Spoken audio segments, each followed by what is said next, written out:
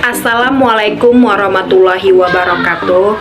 Nama saya Aminah. Di sini saya akan menjelaskan tentang materi anatomi dan fisiologi sistem integumen. Adapun dosen pengampu yaitu Ibu Syukria MSc, disusun oleh nama Aminah, NIM 0704182079, kelas biologi 4 semester 6. Adapun tujuan dari pembuatan video ini adalah untuk ujian akhir semester anatomi dan fisiologi manusia. Jurusan biologi, Fakultas Sains dan Teknologi, Universitas Islam Negeri Sumatera Utara. Pengertian sistem integumen atau kulit. Kulit merupakan organ tubuh yang terletak paling luar dan membatasinya dari lingkungan hidup manusia. Kulit merupakan organ yang esensial dan vital, serta merupakan cermin kesehatan dan kehidupan. Kulit adalah organ tunggal yang terberat di tubuh, yang biasanya membentuk 15-20% berat badan total dan pada orang dewasa. Memiliki luas permukaan sebesar 1,5 sampai 2 mm yang terpapar dengan lingkungan luar. Dikenal sebagai lapisan cutaneous atau integumen. Ciri-ciri kulit. 1. Pembungkus yang elatis melindungi kulit dari pengaruh lingkungan. 2. Alat tubuh yang terberat, yaitu 15% dari berat badan. 3. Luas, yaitu 1,50 sampai 1,75 meter. 4. Tebal rata-rata, yaitu 1,22 mm. 5. Daerah yang paling tebal yaitu 66 mm pada telapak tangan dan telapak kaki, dan paling tipis 0,5 mm pada daerah penis. Fungsi kulit. 1. Fungsi proteksi.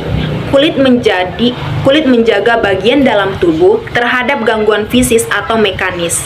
Misalnya, tekanan, gesekan, tarikan, gangguan kimiawi terutama yang bersifat iritan, lisol, karbol, asam dan alkali kuat. Gangguan yang bersifat panas, yaitu radiasi, sengatan UV, gangguan infeksi luar, yaitu kuman atau bakteri dan jamur. Hal tersebut terjadi karena adanya bantalan lemak, tebalnya lapisan kulit dan serabut jaringan penunjang yang berperan sebagai pelindung terhadap gangguan fisik. 2. Fungsi absorpsi. Kulit yang sehat tidak mudah menyerap air, larutan, dan benda padat, tapi cairan yang mudah menguap lebih mudah diserap.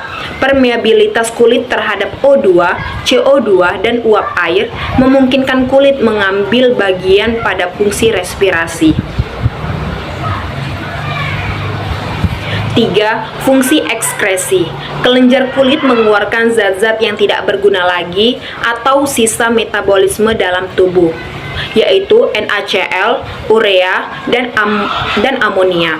Sebum yang diproduksi melindungi kulit juga menahan evaporasi air yang berlebihan, sehingga kulit tidak menjadi kering. Produksi kelenjar lemak dan keringat di kulit menyebabkan keasaman kulit pada pH 5-6,5. 4. Fungsi persepsi. Kulit mengandung ujung-ujung saraf sensorik di dermis dan subkutis. Terhadap rangsangan panas diperankan oleh badan Ruffini di dermis dan subkutis. Terhadap dingin diperankan oleh badan Krause yang terletak di dermis. Badan taktil Meissner terletak di papila dermis berperan terhadap rabaan. Terhadap tekanan diperankan oleh badan Vater Pacinin di epidermis. 5. Fungsi pengaruh suhu tubuh. Kulit melakukan peranan ini dengan cara mengeluarkan keringat dan mengerutkan otot atau kontraksi pembuluh darah kulit. Kulit kaya akan pembuluh darah sehingga memungkinkan kulit menjadi nutrisi yang cukup baik. 6. Fungsi pembentukan pigmen. Sel pembentuk pigmen atau melanosit terletak di lapisan basal dan sel ini berasal dari rigi saraf. Jumlah melanosit menentukan warna kulit ras maupun individu. Warna kulit tidak sepenuhnya dipengaruhi oleh pigmen kulit, melainkan juga oleh tebal tipisnya kulit, reduksi Hb, oksi Hb, dan karolen. 7. Fungsi keratinisasi. Proses berlangsung 14 sampai 21 hari sebagai perlindungan terhadap infeksi secara mekanis fisiologik. 8. Fungsi pembentukan vitamin D. Dengan mengubah 7-dihidroksi kolesterol yang bantuan sinar matahari. Kulit tersusun atas 3 lapisan utama, yaitu 1. Lapisan epidermis atau kutikel, yang terdiri atas stratum corneum atau lapisan tanduk, stratum lucidum, stratum granulosum atau lapisan keratohyalin, stratum spinosum atau stratum malpighi atau apical cell layer, stratum basale. 2. Lapisan dermis atau corium cutis vera truskin, yang terdiri atas pars papillare, pars reticulare. 3. Lapisan subkutis atau hipodermis. 1. Lapisan epidermis atau kutikel. 1.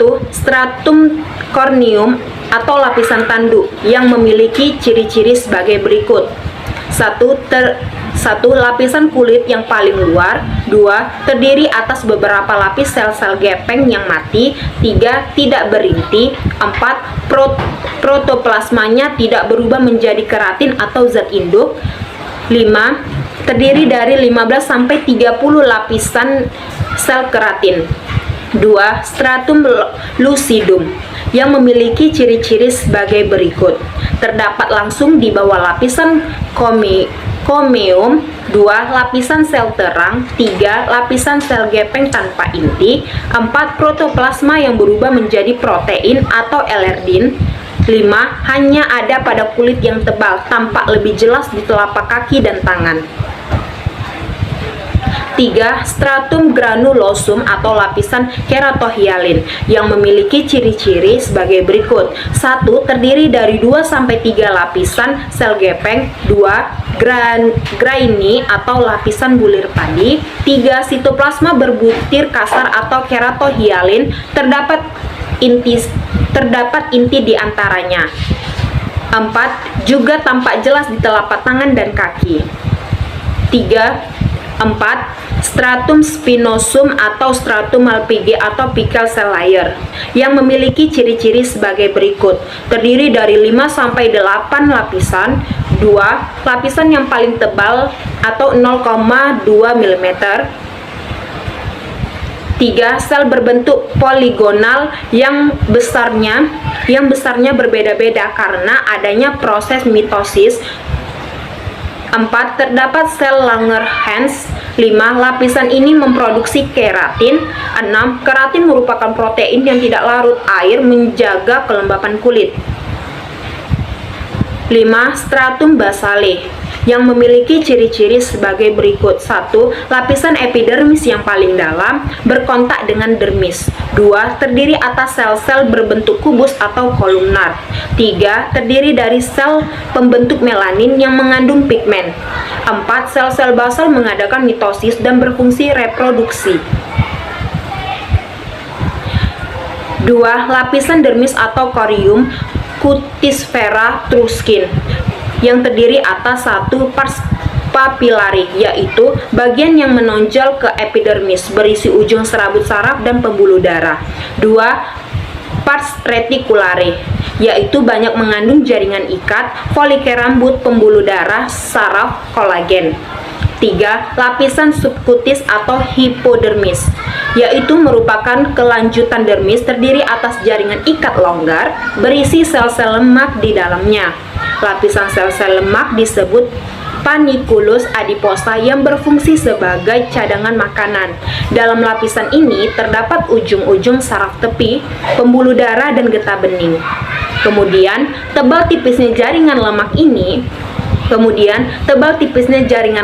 tidak sama tergantung pada lokalisasinya. Di abdomen dapat mencapai ketebalan 3 cm. Kelopak mata dan penis sangat sedikit dan fungsinya sebagai isolator panas bagi tubuh. Rambut adalah struktur berkeratin panjang yang berasal dari invaginasi epitel epidermis yang disebut folikel rambut. Adapun ciri-cirinya sebagai berikut. 1. Terdiri dari akar rambut dan batang. 2. Menutupi hampir seluruh permukaan tubuh. 3. Diproduksi oleh folikel rambut. 4. Siklus pertumbuhan rambut. 1. Fase anagen atau pertumbuhan, yaitu 2-6 tahun dengan kecepatan tumbuh 0,35 mm per hari. 2. Fase telogen atau istirahat, yaitu beberapa bulan. 3. Fase katogen, yaitu fase di antara kedua fase sebelumnya. Kelima, pada saat 85% mengalami fase anagen, 15% mengalami fase telogen. 6. Warna, ukuran, dan struktur rambut bervariasi sesuai umur, latar belakang genik, dan bagian tubuh. 7. Semua kulit paling tidak memiliki sedikit rambut kecuali di telapak tangan, telapak kaki, bibir, glans penis, klitoris, dan labia minora. 8. Bagian muka memiliki sekitar 600 rambut atau per cm², sedangkan bagian tubuh yang lain memiliki rambut lebih kurang 60 per cm². 9. Rambut tidak tumbuh terus-menerus dan memiliki masa pertumbuhan yang diikuti oleh masa istirahat. Kuku. Suatu proses keratinisasi serupa menghasilkan kuku, yang merupakan lempeng keratin yang keras dan fleksibel pada permukaan dorsal setiap falang distal. Bagian proksimal kuku adalah akar kuku dan dilapisi oleh lipatan kulit proksimal yang tipis dan tidak memiliki rambut dan kelenjar. Stratum corneum epidermis ini yang terjulur dari lipatan kuku proksimal membentuk eponykum atau kutikula. Lepeng kuku berkeratin terikat pada bantalan epidermis yang disebut bantalan kuku atau nail bed yang hanya memiliki lapisan basal dan spinosa. Lepeng kuku timbul dari matriks kuku yang terjulur dari akar kuku. Sel-sel matriks membelah, bergeser ke distal dan mengalami keratinisasi yang membentuk akar kuku. Bagian terminal lapisan tanduk yang menebal. Akar kuku yaitu bagian yang terbenam kulit jari. Badan kuku yaitu bagian di atas jaringan lunak ujung jari. Tubuh 1 mm atau per minggu memiliki fungsi melindungi jaringan tangan. Baiklah, mungkin itu saja yang bisa saya sampaikan mengenai materi